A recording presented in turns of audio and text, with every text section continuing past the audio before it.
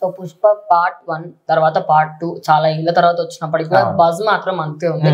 So మంచి records ని సంపాదించింది అని చెప్పేసి వినిపిస్తుంది. సో ఓవరాల్ గా చూసుకుంటే ఎన్ని కోట్లు కొల్లగొట్టింది? సో మొత్తానికి మొన్న రాత్రి నుంచే పుష్ప 2 అనేది అన్ని థియేటర్లలో కూడా హల్చల్ చేస్తుంది.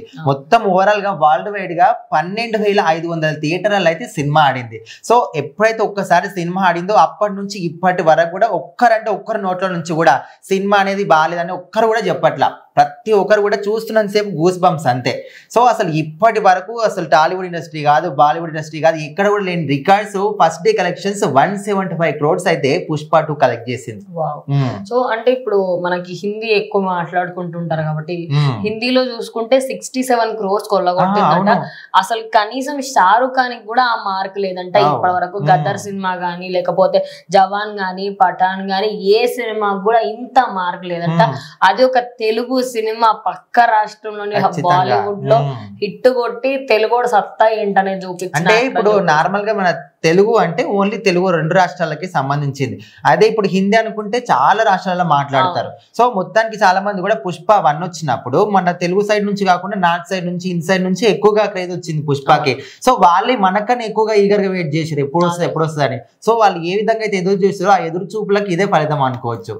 సో ఓవరాల్ గా ఈ cinema 175 crores first day collection కొల్లగొట్టడం, అటు RRR కలెక్షన్స్ కంటే ఎక్కువనే వచ్చింది అనుకోవచ్చు. సో ఈవినింగ్ కల్లా మొత్తం ఎంత వచ్చింది ఏంటని, అంటే ఇది నార్మల్ గా అఫీషియల్ అనౌన్స్మెంట్ కాదు ఇది. సో ఇప్పటి వరకు ఎస్టిమేషన్ వరకు వచ్చింది. ఇన్ కేస్ ఇది మాత్రం పక్కా అన్నట్టు 200 కోట్లు గిన దాటింది అనుకో, India's one of the biggest movie అవుతుంది. ఎందుకంటే ఇంత ఓపెనింగ్స్ మనకి ఎక్కడంటే హాలీవుడ్ లో కనిపిస్తాయి. బికాస్ ఇంగ్లీష్ సినిమాలకు ఎట్లా అంటే వరల్డ్ వైడ్ గా చూస్తారు. సో అందుకని చెప్పేసి అక్కడ చూస్తాం.